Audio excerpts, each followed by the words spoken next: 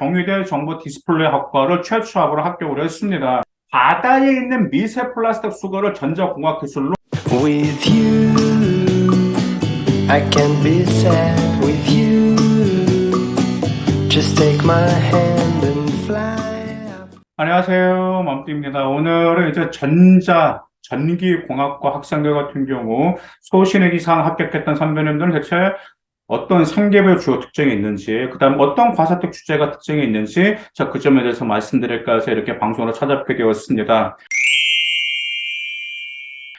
이제 전자공학 하면은 이제 컴퓨터, 뭐 반도체, 이동통신, 뭐 가전, 로보틱스 등 뭐 다양한 기술을 좀 주도하는 것에 관심 있는 핵심 분야잖아요. 그다음 전기공학은 전기 에너지를 효율적으로 생산하고 전송하는데 어떤 필요한 재료, 부분, 시스템을 배우는 그런 학과인데 지금 이제 4차 산업과 관련돼서 전자공학, 전기공학 매우 핫합니다. 매우 경쟁률은 매우 치열하죠. 그래서 이제 컨설팅을 이제 이렇게 문의가 올 때도 이쪽 분야 상당히 많아. 특히 반도체 쪽에 관심 있는 학생들 굉장히 많이 있다 보니까 이런 문의가 많이 있습니다. 그래서 이 학과를 노린 학생들 같은 경우는 오늘 방송을 통해서 뭐 과세특 주제를 살릴 수 있는지, 그렇다고 이제 과세특 주제를 그대로 사용하시라는 건 아니에요. 이런 거 있고 이걸 어떻게 적용할 수 있고 응용할 수 있기 때문에 응용하는 것을 저는 추천해 드리는 바입니다. 이제 대표적 과세특 주제는 이 점을 안에서 첫 번째는 이제 시스템 반도체의 원리와 이제 대한민국의 현재 위치를 조사하는 학생들이 있었습니다.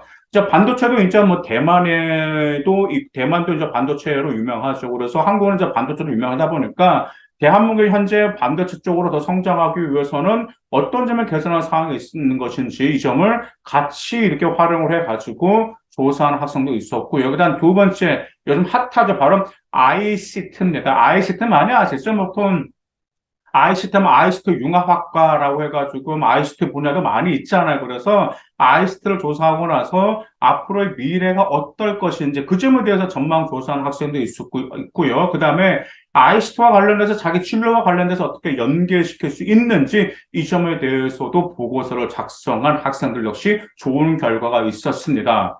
자, 세 번째, 자, 바이오매트릭스의 보안과 활용 방안을 조사했습니다.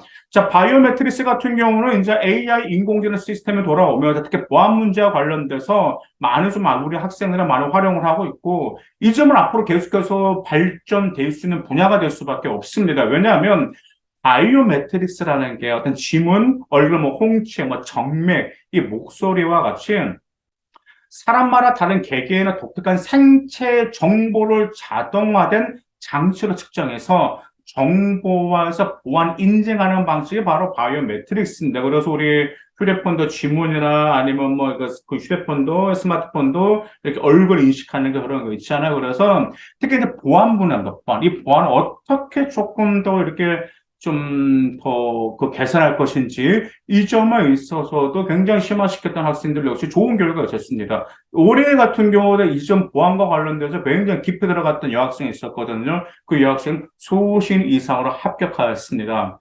자, 그 다음에 이제 네 번째로 7세대 와이파이 개발과 생활의 변화 이 점도 있었고요. 근데 다섯 번째가 바로 홀로그래피와 디스플레이의 원리와 발전 방향입니다. 자, 홀로그래픽 같은 경우는 지금 앞으로 더 크게 발전할 수밖에 없겠죠. 홀로그래픽 같은 경우는 아직까지는 이제 개발 초기다 보니까 이게 어느 정도까지 이제 발전할지 모르겠습니다. 그렇죠. 그러다 보니까 홀로그래픽, 그다음 디스플레이 원래 발전 방향도 이렇게 나온 학생도 있고, 특히 디스플레이 같은 경우는 작년 같은 경우 이런 남학생이 있었습니다. 이 남학생 같은 경우가 내신이 4점 중반이었거든요. 4점 중반이었는데 3중 후반이었나?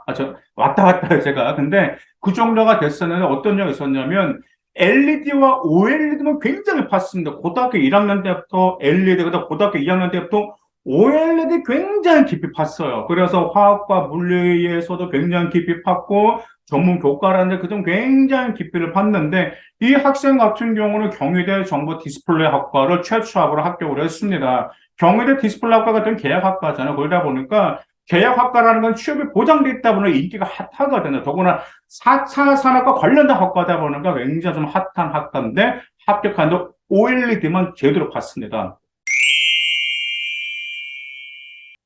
일단 여섯 번째, 미세먼지 해결을 위해서 전자공학에서 이바지할 수 있는 이 점이 있어요. 자, 미세먼지 같은 경우 특히 또 여러 가지가 있는데 지금 이 점에 있어서도 여러분들이 전자공학이라고 해서 당연히 우리 인간의 삶을 윤택하게 해주는 건 당연히 좋긴 좋은데 여기서 반드시 여러분들이 플러스할 것은 과연 이 환경 관련되어서 접목시켜서 좋은 학생들이 있었습니다. 왜냐하면 올해도 그랬거든요. 올해 그 남학생은 이제 7번째 바로 주제인데 그 남학생이 어떤 줄을 썼냐면 바다에 있는 미세 플라스틱 수거를 전자공학 기술로 해결할 수 있는 방법이 무엇인지를 굉장히 봤어요. 뭐더라? 뭔데? 어떤 원리를 해서 그 미세 플라스틱을 회수하는 건데, 제가 이제 생활교육과를 이제 봐야지 알거든요. 근데 이 학생 같은 경우는 실제로 실험까지 했단 말이에요. 그래서 미세 플라스틱 수거를 약 80%까지 수거할 수 있는 곳에 실험으로 원리를 입증을 했습니다. 그 남학생 같은 경우. 이 남학생 당연히 4점 후반입니다. 4점 후반인데, 오, 정말, 이제 최초학번에 인하대를 합격을 했습니다. 인하대 합격했는데 경희대에서 예비 2번을 받았는데 좀 떨어졌어요. 그래서 거기서 굉장히 좀 아쉬운 남학생이 있었습니다. 그래서 이런 점들이 있다 보니까 정말 말도 안 되죠. 왜냐하면 4등급 후반으로는 솔직히 뭐 인하대 갈 정도는 상당히 잘 간 거기 때문에 이런 케이스도 있기 때문에 우리 전자공학 학생들, 전기공학과 학생들, 우리 인간의 삶을 윤택해주는 거 좋긴 좋지만 이 지구 온난화와 기후와 관련돼서도 어떻게 개선할 수 있을 것인지 한번 이 점을 여러분들 깊이 연구하면 전자공학과에 지원할 수 있는 반면에 또 다른 학과에 같이 지원할 수 있는 스펙트럼은 넓어진다는 점 기억해 두시기 바라겠습니다. 일단 8번째, 자, 숨겨진 회로 소자인 맴 리스터를 조사하는 학생들. 맴 리스터는 앞으로도 더 크게 발전할 수 있습니다. 우리 뭐 한국도 뭐 카이스트라는 거기서도 자, 맴 리스터를 개선을 계속해서 향상시키고 있거든요. 자, 맴 리스터가 무엇인지, 자, 맴 리스터라는 것은 자, 메모리와 레지스터의 합성어죠. 그래서 이전의 상태를 모두 기억하는 메모리 소자입니다. 그래서 여러분들 그런 거 있잖아요. 갑자기 노트북이나 컴퓨터 쓰다가 전원 공급이 딱 끊겨졌단 말이에요. 그러면 전원 공급이 끊겼어도 다시 하면 다시 복구되는 이유가 전원 공급이 끊겼을 때 직전에 통과한 전류의 방향과 양을 기억하기 때문에 다시 전원이 공급되면 기존의 상태를 그대로 복원시키는 게 바로 맴 리스터거든요. 그래서 이 맴 리스터 개선은 어떻게 할 것인지도 조사하고 심화시킨 학생들도 있었습니다. 그 다음 반면에 9번째 유기 반도체를 또 깊이 조사하는 여러분의 선배님들 좋은 결과가 있었습니다.